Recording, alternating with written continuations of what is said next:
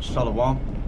First and foremost, we want to give all praises, glory, and honor to Yahweh, Ba'Hashem Yahushai, Ba'Hashem Kakodash. Double honors to the apostles and the elders of Great Millstone, to the Akim, doing the work in sincerity and truth, to the hopeful elect, greetings and blessings. We're Great Millstone, Vegas Camp. Okay, we're out here again, another weekend, Babylon the Great, prophesying, doing the work, okay, gathering up the elect, Yahweh Ba'Hashem Yahushai, for this last days, okay, before the Lord brings the judgment upon this place, Babylon the Great, okay? We're out here to talk about, various topics. Like, you know, we're always, with this, like the scriptures say, the spirit is like the wind, okay? We might start talking about something, then the spirit leads us to something else, okay? So the main thing is prophecy. That's the one thing we should really be focused on right now. Okay, we're in the Passover week afterwards. Okay, we're in the unleavened bread right now.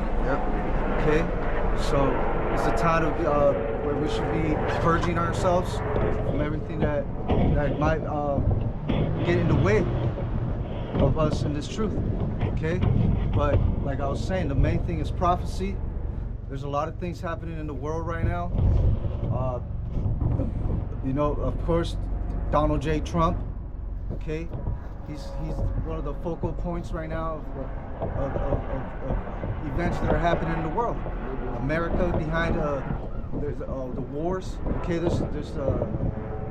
America just attacked some rebels, supposed rebels, the Houthis, Iran-backed rebels. You know, and that's escalating. So this man was talking about he's gonna come into office and he's gonna end all wars. There's gonna be ceasefires everywhere. Peace, right? He's gonna bring peace, but he's doing the opposite. I got you. With the elites, you know, the international bankers, and their religion is Jewish, Judaism. You know, they follow the Talmud. So whatever president he can be in America or anywhere around the world, you know, the beast system, they control it. Even Russia, you know. They control the so-called Jewish, you know, has control over the Russians. They got their foot, you know, inside that government. Yeah, you know? China too. To back up what you were saying though, 1 Thessalonians 5:3, it says, "For when they shall say peace and safety, then sudden destruction cometh upon them, as travail upon a woman with child, and they shall not escape." Right, because these devils, man, they push a certain narrative to get the people, to get the minds of the people, and make them believe that, hey, everything's gonna be all good. You know, that was one of the reasons why so many people voted for this guy to get in office, because he was promising peace and safety. Right? He's the Salaki. Go ahead. He said, we're the party of law and order. Yeah. So if he has law and order, people gonna be in order, and then they'll have peace, because he'll restore order in the galaxy, in the you know, in the universe, but in the world. Yeah, and it plays into that built-in Messiah complex or persona that they're trying to, you know, place him in. All right, the stage fake assassinations and all the other shit that they were doing while they were campaigning his run. So they had it set up like he's this Messiah-like figure that's gonna restore order and peace in the world. But now you're seeing the opposite effect as soon as he get in office. You know, now all of a sudden he reigniting the proxy with Iran through the Houthi rebels. Right. Then you got Russia. As soon as he stepped back from aiding Ukraine, Russia goes on the offense. You know what I mean? And then threaten NATO and saying, like, if y'all try to do anything further, we gonna continue this, and it's gonna get even worse. And he supposedly stopped all the aid to Ukraine, but he's still sending billions and billions to Israel. Yeah. So how is that? you know, how's that working for peace and safety? No, man, there ain't gonna be no peace and no safety. You know that because Yahweh Shai don't want that right now. Right, exactly. You know, he wants these nations to actually go to war with each other. Okay, and America has had an agenda for the longest time to overthrow all these regimes in the Middle East. Yeah, every kingdom that Esau, even so-called white man, has been over, you know, there's no peace because he's the man. He's basically the man of war, basically. Right. You know, He lived by the sword. Yeah, he lived by the sword. You know, Right. He was set up to take peace from the earth. right. I got a verse. This is Luke 12:51. Suppose ye, this is the words of Yahweh Shai. Suppose ye that I come to give peace on earth. I tell you nay, but rather division. God, and that's something that a lot of people don't know about the scriptures and the Lord. They think that, oh, we all need to be united and Jesus, and you know, we need to pray for world peace. What the hell's wrong with you? You don't know the scriptures, man. Exactly. Okay? These are Christians that are usually saying it. Yeah. Right. Protesting for peace, world peace. Yeah. What Bible are y'all reading? Yeah. The peace never came through prayer and you know, Right. begging, and it always, peace only comes through violence anyway. It has to be a dominant, violent force that takes peace from that takes violence from the earth with violence Right. to quell. Because hey, I mean, like we were saying, these women get upset about toxic masculinity, but let a toxic man become an active shooter somewhere, and then who gonna stop him? You need another toxic, you know, you need more violence to stop this guy. So that's the only way it's gonna happen. Okay, he's got to go there with violence. I want to back you up. Isaiah 58:22. There is no peace, saith the Lord Yahweh, unto the wicked. And like the point that the brother was making, man, you know, it also says how there are many devices in man's heart, but the counsel of the Lord, that shall stand. Yep. And we know, you know, their true intentions is not peace anyway. Trump showed you his intentions during his first term. Did he want peace at that term? So why would he all of a sudden want peace this time? That's why people is simple, man. And that's why that you know, that peace and safety is gonna get a lot of people jacked up. Yeah. Remember back in was it 2018 when he pulled out of that Iranian nuclear deal? Yep. And they had everybody panicking and you know, just report all throughout the world that he pulled out of that.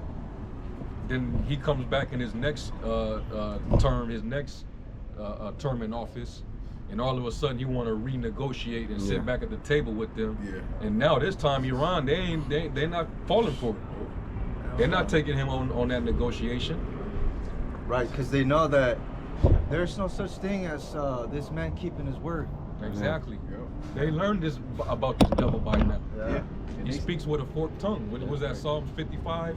He dissembleth with his lips. Yeah. Means to cover up. When they speak of fair, believe him not, for there are 7 abominations in his heart. His words are smoother than butter. The war was in his heart. Wars in his heart. Yeah, he wants you to put your guard down, and then once you do that, hey, you easy pickings. Speaking on Iran, they're still salty about that whole Soleimani assassination. Yeah. Or you know, It was two of them, right? it was another general, but these countries are on the brink that peace is not an option. Yeah. You know, these relationships that America has built with these many nations over the years have been severed by Trump and and several administrations before that. So these severed relationships can't be mended. Not by money, not by trade. Burn bridges. Yeah. That scripture, it's like it's a saying, you know, fool me one time, shame on you. Fool me the second time, shame on me. After you make a pact or a covenant with somebody and you break that, you show them what you're about. So like the brother just saying, these people that once had a pact or some kind of alliance with America, they're not falling for it. And now they have the weapons to back up how they feel. Ecclesiastes 3:1 in the NLT. It says, "For everything there is a season, a time for every activity under heaven." Verse 8, "A time to love and a time to hate, a time for war and a time for peace." Right. We're not in the time of peace right now. Peace will come when the Prince of Peace cracks those clouds and restores righteous rulership on the earth. But until then, it's going to be war. It's going to be spiritual war. It's going to be physical war. Nations rising up against each other. You know, hey, we didn't get peace in. We didn't have peace for those 40 years. Under David. Under Solomon, because only reason we had peace was because of David went to war and put all these nations in subjection. You know, it was 40 years of war. Yep. Followed by 40 years of peace. Right. Yep. God. So as long as this man is in rulership and in power, there ain't gonna be no peace. He's the hammer of the earth. He was set up to go around the world and cause mayhem. Yeah. You know? Yeah. And he's not doing it of himself. The Heavenly Father, Exactly. His Son Yahweh Bashim is commanding him to do what he does. Mm-hmm. You know, that's what our people need to understand. Yep. And unfortunately, most of our people don't understand that. They don't really understand that these kings, these rulers, they're under the Heavenly Father's control. Mm-hmm. Okay, he's the one that he moves the chess pieces how he wants to, man. Yep. According to his will. Okay, they don't have free will. So even though Trump might say, "Oh, I'm gonna do this, I'm gonna do that," the Lord's got other plans for this place, okay, and for the world. So there, as long as, like we're saying right now, as long as the Lord is still ain't came back, there's not gonna be no such thing as peace. Okay, because this is a time of war. War is coming to the world on a global scale. And it's coming to the doorsteps of America, man. Okay? And war is coming to the tribes. First and foremost, right? Jacob's trouble. It was designed to be that final judgment to the people that the Lord chose for himself. And that's the 12 tribes of Israel, the Negroes, Latinos, and Native Americans, all right? And then you still have other Israelites scattered amongst the other nations. But here in America, that's it. That's where we're concentrated in. Okay? So that trouble is coming here. So we're out here to warn you. Matter of fact, speaking of, I think that Aliens Act. Right. 18 was it 97 or 98 or something to that effect. Allegedly, it's supposed to go into effect in a number of days. Yeah, was it April or is it this month? I think it was this month. This month, okay. It was something else that's supposed to go into effect in, I believe, April 19th or something like that. Yeah. Somewhere in April, they're, enacting these old acts that they, signed long ago. Right. And that's the crack further down on you tribes. Mm-hmm. You know, they're gonna start interning a lot of you that they catch, and a lot of them they're gonna be trying to deport. Yeah. You know, so that's more trouble coming your way. Yep. You know, And that's the last time you saw something of this magnitude was during what happened with Japan, and there was putting those Japanese in internment camps. Italians, you know. Yep. Also during the Great Depression, they were rounding up Jake, blaming Jake. It's just always, every time this man, he plans on collapsing the economy or planning something devious. Who does he point the finger at? Us. Yeah, Nero did it. Always pointing the finger at us. We're the blame. Because of us, this country's collapsing. And he has the media, he has the news, on his side. So he's able to program people and divide people and pretty much demonize a certain group of people. It's nothing new. Those are war tactics. Okay, So we're telling you, we're warning our people that this devil, he's planning to come down, like it says in Revelations 12:12, right? With great wrath, man, because he knows that he have but a short time. Okay, he's not gonna play fair. It's not gonna be a fair fight. He said he shall be like a madman, sparing none. Sparing none, bro. And we see how he acts towards the people over there, those so-called Muslims and Arab nations. Yeah, the Palestinians and those people. How he treats them, he has no mercy on them. Now imagine us when he finally lets off on us, on our people. I gotta breathe. Yeah, he's gonna show no mercy. He's gonna be having robots. Yeah. You know, robots, like killer robots. I don't know what they're using over there. I know they're using bombs and shit, but I don't know if they're using killer robots out on the streets and shit. But over here in America, they're gonna let loose, the robots. Yeah. Yeah. They got all these weapons that they're itching, just to try them on us. You know, we're the main target. Okay, and 2/3 of our people, oh man, they really gonna feel the wrath. You know, because this is the wrath of Yahweh Bashim Now Shai. This is the anger of the Lord. Okay. Anybody? I got some. I got two, but I'll read this one first. 1 Peter 4:17. For the time has come that judgment must begin at the house of the Most High.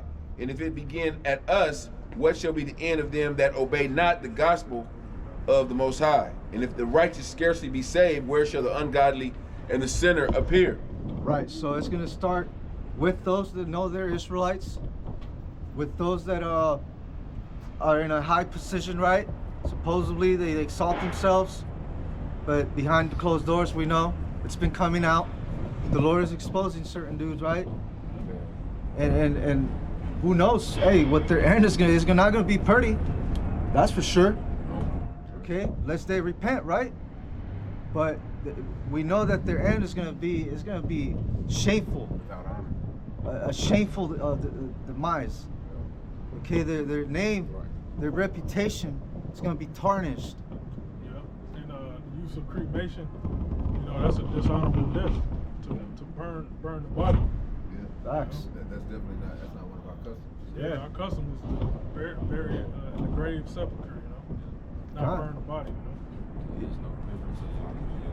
Yeah, you think about it, that's kind of like, I thought about like when Yahweh Shai, when he told those wicked scribes and Pharisees that was about to condemn that woman in the act of adultery, and he turned, and when he told them, he that is without sin cast the first stone, but he was actually on the ground writing. Yeah. There's no telling if he was writing down the sins that they were actually guilty of. Like, they didn't know that Yahweh Shai already knew what their sins were. So a lot of these wicked dudes that's perpetrating, the Lord knows all their sins. Facts. And their legacy is going to be written in the dirt. It's not going to be written in heaven. The elect's names are going to be written in heaven. Okay. Yeah, because your reputation, your name, that follows you. It's gonna follow us to the next rulership. To the kingdom. If you died a shameful death here, hey, you gonna be walking around with your head down for a little minute, man. Quick for you. Revelation 14:13. And I heard a voice from heaven saying unto me, Write, blessed are the dead which die in the Lord from henceforth.